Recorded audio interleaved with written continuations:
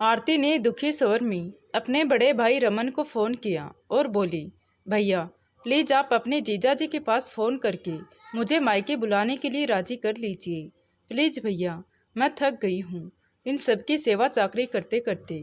अगर मेरी सास को एक छींक भी आ जाए तो पूरा घर सर पर उठा लेती है, जैसे उन्हें छींक नहीं कोई बहुत बड़ी भयानक बीमारी हो गई हो। अब तो देवरानी भी आ गई है, फिर भी ये लोग मुझे मायके नहीं आने देते। तभी रमन बोला, लेकिन दीदी ऐसे हमारा फ़ोन करना क्या ठीक रहेगा, क्योंकि 2-3 महीने पहले ही तू यहाँ आकर गई थी और 1 महीने रुक कर गई थी। अपने भाई की बात सुनते ही आरती रोने लगी और बोली, आपको क्या पता भैया, आपकी बहन के साथ यहाँ कैसा सलूक किया जाता है। नौकरानी बनाकर रख दिया है इन लोगों ने मुझे। तेरे जीजा जी को तो बिल्कुल भी फिक्र नहीं है मेरी, बस मुझे हर वक्त अपने माँ बाप की सेवा में लगाए रखते हैं। बस आप तो कैसे भी करके मुझे मायके बुला लो भैया। आप अपने जीजा जी से फ़ोन करके बोल देना कि पापा की तबीयत बहुत ख़राब है और वह आरती को देखना चाहते हैं, इसीलिए आरती को मायके भेज दो। आरती को ऐसे गिड़गिड़ाते देख रमन ने उसे सांत्वना देते हुए कहा, अच्छा ठीक है, तो इतनी परेशान मत हो, मैं कुछ करता हूँ। कहकर उसने फ़ोन काट दिया और कुछ सोचकर आरती के पति महेश के पास फ़ोन किया और बोले, नमस्ते जीजा जी। वो दरअसल बात ये थी कि मेरे पापा की तबीयत थोड़ी ठीक नहीं है, मन बेचैन रहता है और खाना भी ढंग से नहीं खाते हैं, बस पूरे दिन आरती को याद करते रहते हैं। इसीलिए अगर आप आरती को कुछ दिनों के लिए भेज देते तो सही होता। तभी महेश ने कहा कि रमन, आपको तो आरती ने बताया ही होगा कि यहाँ मेरी माँ की भी तबीयत ठीक नहीं है, उन्हें भी चलने फिरने में परेशानी है, पर फिर भी कोई बात नहीं, मैं कल ही आरती को भेज दूंगा और मेरी माँ की तबीयत थोड़ी ठीक होने पर मैं भी पिताजी से मिलने आ जाऊंगा। इतना कहकर उन्होंने फ़ोन रख दिया। तभी अपनी बहन के आने की खुशी में रमन ने अंदर आकर अपनी पत्नी रवीना को आवाज़ लगाते हुए कहा कि अरे रवीना, कल दीदी और उसके बच्चे आ रहे हैं, तो देखना उसे किसी भी चीज़ की कोई कमी ना हो।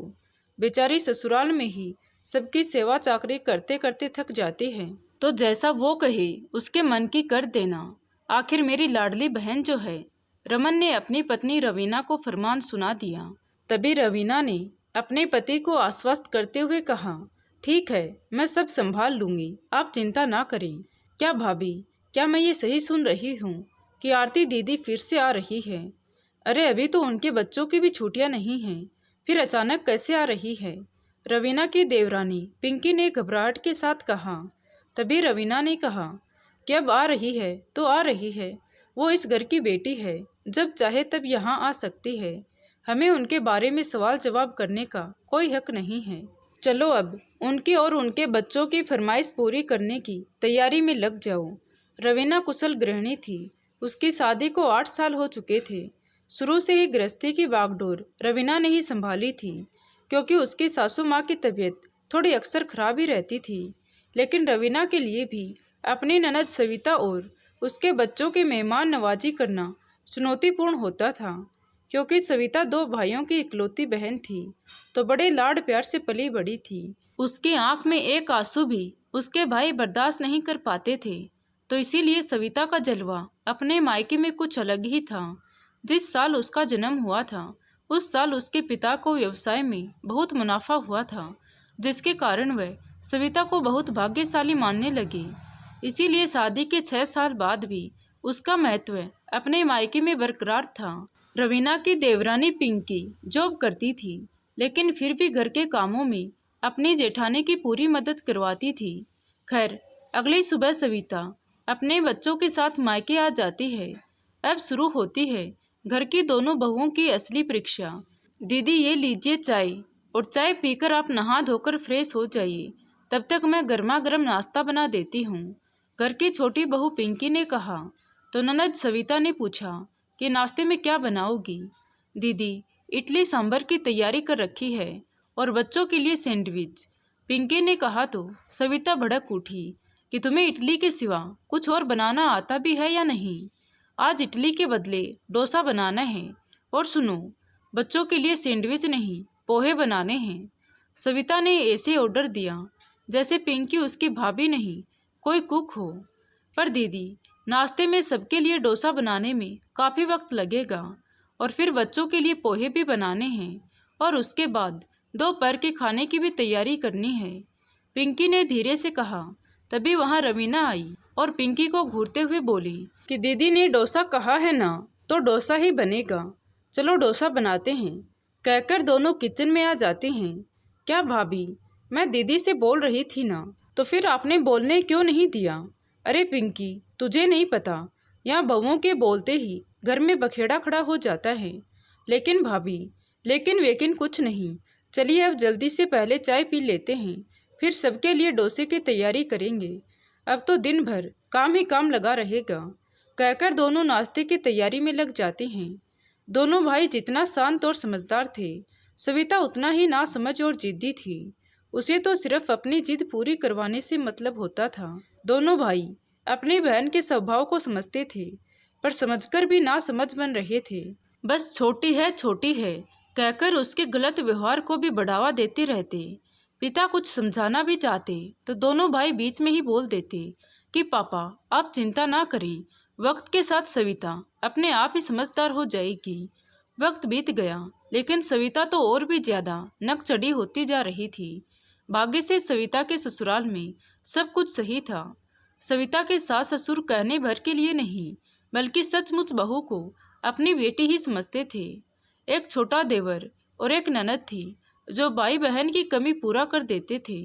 ससुराल में उसे सभी ने बहुत प्यार दिया, लेकिन फिर भी सविता हर बार कोई ना कोई बहाना बनाकर मायके आ जाती ताकि अपनी जिम्मेदारियों से पल्ला झाड़ सके, क्योंकि उसके फिजूल के नखरे तो मायके में ही उठाए जा सकते थे। इसलिए हर तीसरे दिन वह मायके में ही पड़ी रहती। बड़ी बहू रवीना सब कुछ समझती थी, पर वह जब भी कुछ बोलने की कोशिश करती तो उसे चुप करा दिया जाता था। इसीलिए अब रवीना ने भी अपनी आंखों पर पट्टी बांध ली थी और चुपचाप अपनी ननद के नखरे उठाने लगी। पर 2 साल पहले आई पिंकी आंखों देखे मक्खी नहीं निकल पा रही थी। वो समझ रही थी कि उसकी ननद का व्यवहार गलत है और दोनों भाई और माता पिता सब लोग उसकी गलती को बढ़ावा दे रहे हैं। खैर, दिन भर फरमाइशों का दौर चलता रहा। दिन भर इतना हैवी खाना खाने के बाद भी शाम होते ही सविता बोल पड़ी कि भैया डिनर बाहर करने चलेंगे। बड़े भाई का मन ना होते हुए भी बहन की खुशी के लिए हाँ कर दी। पर डिनर की काफ़ी तैयारी तो घर पर हो चुकी है, पिंकी ने कहा।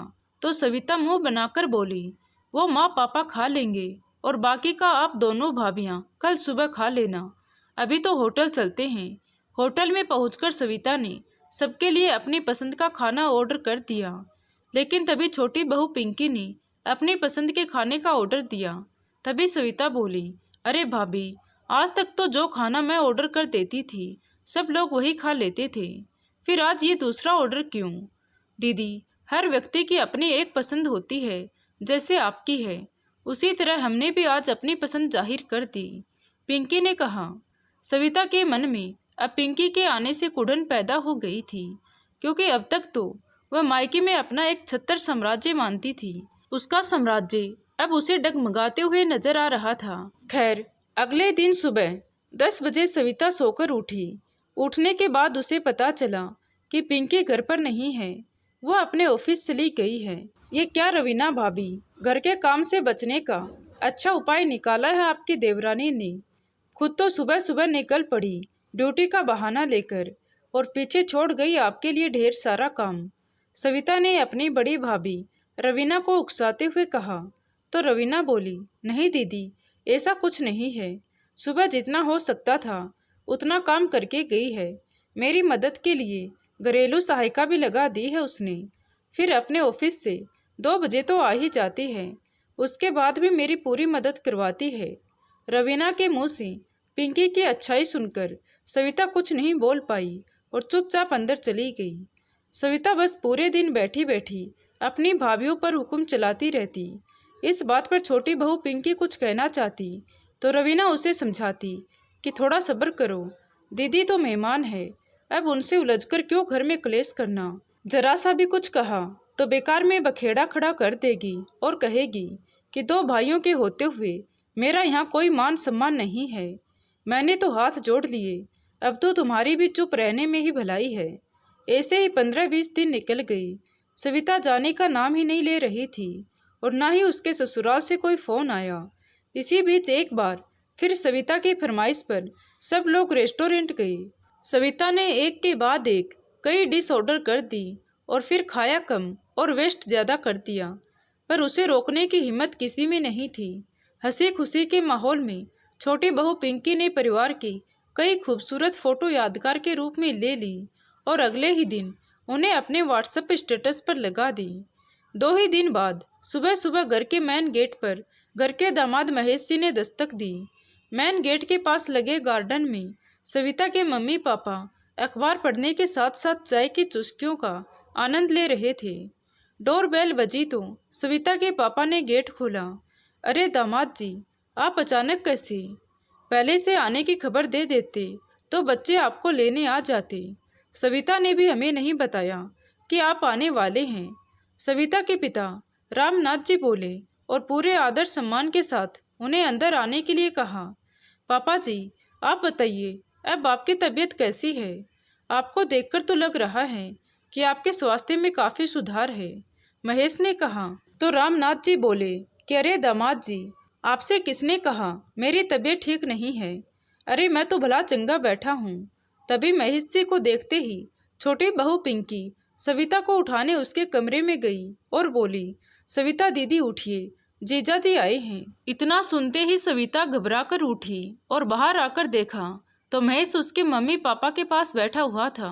सविता को देखते ही महेश ने कहा, सविता, तुमने तो कहा था ना कि पापा की तबीयत ठीक नहीं है, इसीलिए तो तुम मायके आई थी। लेकिन यहाँ तो ऐसी कोई परेशानी नहीं है। और वहाँ मेरी माँ का बाथरूम में पैर फिसलने की वजह से उनके पैरों में फ्रैक्चर आ गया था। और फिर जैसे ही तुम्हें पता चला कि तुम्हारी ननद डिलीवरी करवाने के लिए मायके आ रही है तो तुम अपने पापा जी की तबीयत का बहाना करके अपने मायके आ गई और सारी जिम्मेदारी 2 महीने पहले ही शादी करके आई हुई अपनी देवरानी पर डाल दी। मैं तुमसे हर बार फ़ोन पर पूछता कि पापा जी कैसे हैं तो तुम क्या कहती कि पापा जी की तबीयत ठीक नहीं है, बहुत कमज़ोर हो गए हैं। डॉक्टर ने ज़्यादा बातचीत करने से भी मना किया है। बीपी और शुगर लेवल भी काफ़ी बढ़ चुका है। ऐसे समय में तुम अपने पापा के साथ रहना चाहती हो क्योंकि भाभियाँ पापा जी का अच्छे से ध्यान नहीं रखती हैं। उनकी सेवा करने वाला कोई नहीं है। जबकि सच्चाई तो ये है कि तुम यहाँ अपनी जिम्मेदारियों से बचने के लिए आई हो। तुम्हारी सास को प्लास्टर लगा हुआ है, फिर भी तुमने एक बार भी फ़ोन पर उनकी कोई खोज खबर नहीं ली और ना ही तुमने इस बात की जानकारी अपने मायके में दी। मेरी छोटी बहन जो खुद माँ बनने वाली है वो अपनी माँ को संभाल रही है। तुम्हारी देवरानी के मन में तुमने अच्छी छाप छोड़ी है, वो भी तुम्हारी राजनीति का शिकार बन चुकी है। अरे तुमने तो एक बार भी अपने बच्चों की पढ़ाई के बारे में नहीं सोचा, बस अपने आराम के लिए बच्चों को भी साथ ले आई। वो तो कल मैंने पिंकी भाभी का व्हाट्सएप स्टेटस देखा था, उसमें तुम सबकी हंसती खेलती तस्वीरें देखी तो उससे मैंने अंदाज़ा लगाया कि पापा जी की तबीयत अब ठीक है। अब तुम्हें अपने ससुराल वापस आ जाना चाहिए, इसीलिए मैं यहाँ तुम्हें लेने चला आया। लेकिन जब यहाँ आया तो पता चला कि पापा जी की तबीयत तो पहले से ही ठीक थी। अरे काम से बचने के लिए तुम्हें इतनी चाल चलनी पड़ी कि अपने ही पिता को बीमार घोषित कर दिया। और ज़रूर तुमने ही रो रो कर अपने भाइयों से झूठ बुलवाया होगा कि पापा जी तुम्हें देखना चाहते हैं, इसीलिए तुम्हें ससुराल से मायके भेज दिया जाए। महेश ने सविता को सच्चाई का आईना दिखाते हुए सब कुछ सच सच उगल दिया। अब सविता समझ गई थी कि अब उसका कोई पैतरा नहीं चलने वाला। उसने शर्म से अपनी नज़रें झुका ली। सविता के माता पिता की भी आंखें शर्म से जमीन में गड़ी जा रही थी। उनकी परवरिश को सविता ऐसे बदनाम करेगी, उन्होंने कभी ऐसा सोचा भी नहीं था। उन्होंने अपनी बेटी को डांटते हुए कहा कि अभी के अभी अपना सामान पैक करो और दामाद जी के साथ ससुराल जाने की तैयारी करो। वहाँ तुम्हारी सास इतनी परेशान हो रही है और तुम यहाँ आराम से होटलों में घूम रही हो। अरे शर्म आनी चाहिए तुझे, क्यों अपनी शादीशुदा जिंदगी बर्बाद कर रही हो। महेश बेटा, हमें माफ़ कर दो, हमें नहीं पता था कि सविता मेरी बीमारी का बहाना लेकर यहाँ बैठी हुई है। नहीं पिताजी, इसमें आपकी कोई गलती नहीं है। गलती तो आपके बेटों की है जो अपनी बहन के गलत होने पर भी उसको बढ़ावा दे रहे हैं। तभी सविता अंदर जाकर पिंकी को घूरने लगी और बोली कि क्या ज़रूरत थी तुम्हें व्हाट्सएप पर स्टेटस लगाने की। अरे दीदी, मुझे क्या पता था कि तुम यहाँ झूठ बोलकर बैठी हो। पिंकी के इतना कहते ही सविता कुछ नहीं बोल पाई और चुपचाप तैयार होकर अपने पति के साथ ससुराल चली गई। तो दोस्तों, आपको हमारी कहानी कैसी लगी कमेंट करके ज़रूर बताएं। कहानी अच्छी लगी हो तो प्लीज़ वीडियो को लाइक करें, शेयर करें और अगर हमारे चैनल पर नए हैं तो प्लीज़ हमारे चैनल को सब्सक्राइब ज़रूर करें। Thank you.